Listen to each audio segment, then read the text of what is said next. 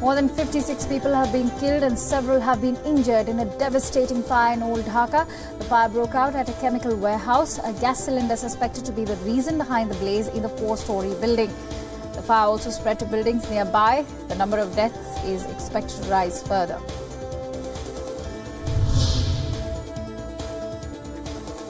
Indian Prime Minister Narendra Modi has arrived in South Korea for a 2-day visit. This is Prime Minister Modi's second meeting with South Korean President Moon Jae-in. The visit is meant to strengthen India's special strategic partnership with South Korea, adding dynamism to the Look East policy.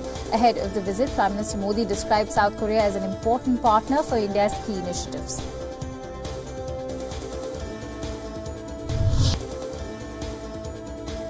In other international stories, British Prime Minister Theresa May said she had a constructive meeting with European Commission President Jean-Claude Juncker.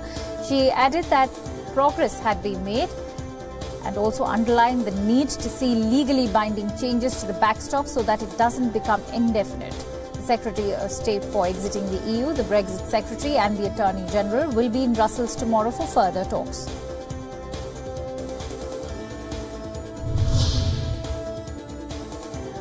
Three lawmakers from Britain's governing Conservatives have quit the party. The lawmakers Heidi Allen, Anna Soubry and Sarah Wollaston quit the party over what they refer to as the government's disastrous handling of Brexit.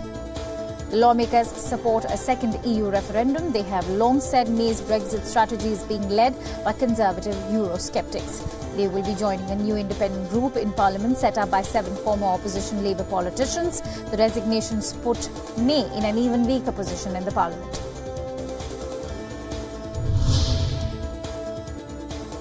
An anti-Brexit billboard has appeared in Brussels. The electronic sign quotes British Prime Minister Theresa May in a 2016 speech in a tweet form.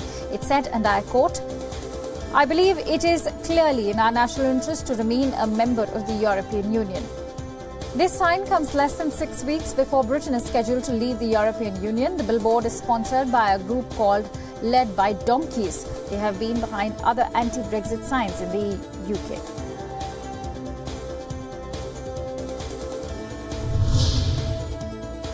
Anti-Brexit demonstrators dressed in unicorn onesies gathered in Brussels. This came at a time when British Prime Minister Theresa May was in the city for talks on Brexit. Protesters said that May was chasing unicorns and they did not want to disappoint her. They said that unicorn was a mythical beast, but a lot of people in the UK still believe in it.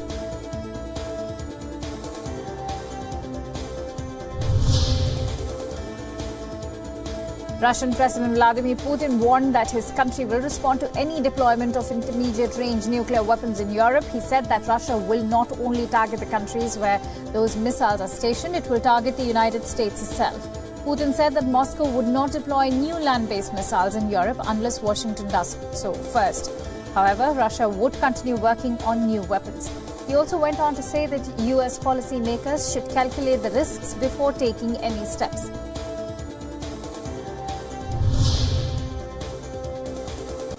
US President Donald Trump's former attorney Michael Cohen will be reporting to federal prison on May 6th. A judge has granted a 2-month delay to allow him to recover from a surgical procedure. Cohen's lawyers had asked for a 60-day extension in a letter to US District Court Judge William Pauley. The lawyers sought time for Cohen to undergo post-surgical therapy and to prepare for testimony before 3 congressional committees.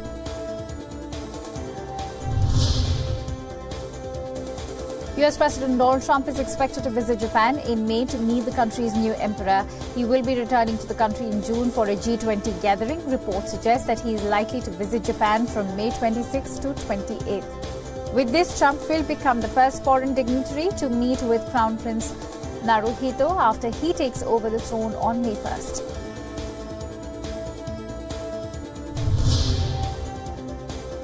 US President Donald Trump has held out the prospect of an easing of tough sanctions on North Korea. He said he would do this only if the country does something meaningful on denuclearization.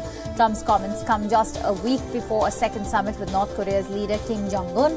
Trump also said he expects to meet with Kim again after the February 27th till 28th summit in Hanoi. Trump said he did not think North Korea was reluctant to denuclearize.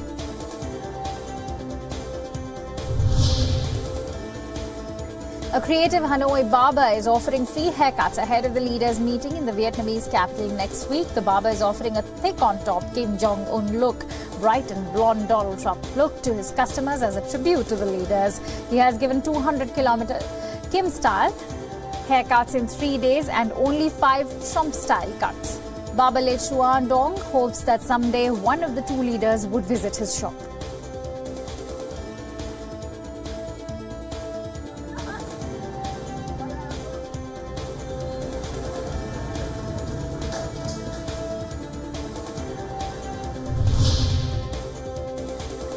A report by the Amnesty International says that dozens have been killed in Venezuela during 5 days of protests from January 21st to January 25th. Almost all of them have died of gunshot wounds and 900 people have been arrested. The report says the security forces have punished those who protested against President Nicolas Maduro. Amnesty has asked the UN Human Rights Council to take action against the impunity in Venezuela. The organization is seeking the creation of an independent body to report on the human rights situation. Transport union workers rally in Caracas in support of former bus driver President Nicolas Maduro and his government. Remember, Venezuela is being challenged by over 50 countries that consider opposition leader Juan Guaido as the country's interim president. The taxi drivers and bus drivers participating in this march say that they are supporting Maduro for peace. They are marching so that they receive their rightful supplies.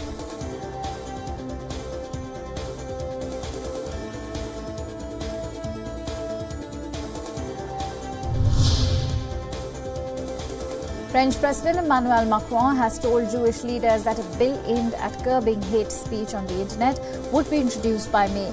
Macron added that it would require internet platforms to quickly take down hate speech and identify the authors. Macron made this announcement at an event hosted by the Representative Council of French Jewish Institutions.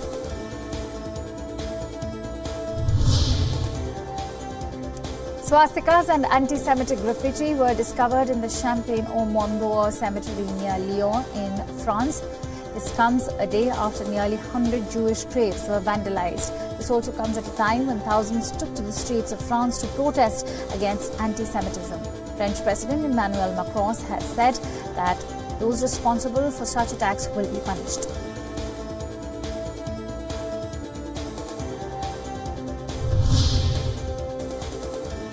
The Islamic State is nearing defeat in its last enclave in eastern Syria. The US-backed Syrian Democratic Forces said the remaining jihadists wanted to fight to death. More than 2,000 civilians left the village of Baghuz in a convoy of dozens of trucks. Coalition warplanes could be seen overhead and the sounds of intermittent gun battles could be heard from the area. The village at the Iraqi border is the last scrap of ground left to Islamic State.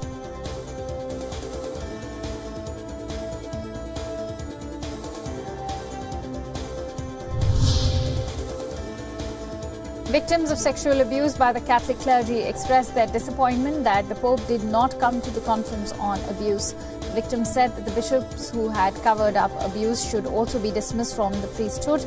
10 victims presented their demands to 5 Vatican officials on the eve of this event. Victims have also demanded for a zero-tolerance policy for any priest who abused a child around the world, written in the Universal Church Law.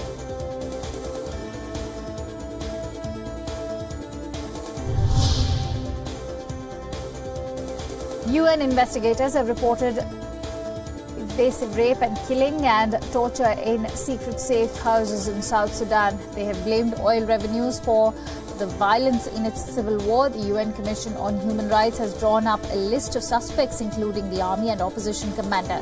It says that they have committed serious human rights breaches.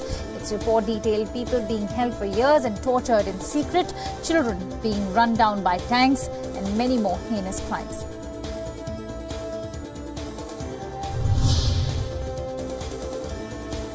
A blast of winter weather hit Washington, D.C. early Wednesday. Wet snow closed federal offices and local schools. The harsh weather disrupting air travel made roads hazardous for motorists. Tourists also took the wintry mix in stride.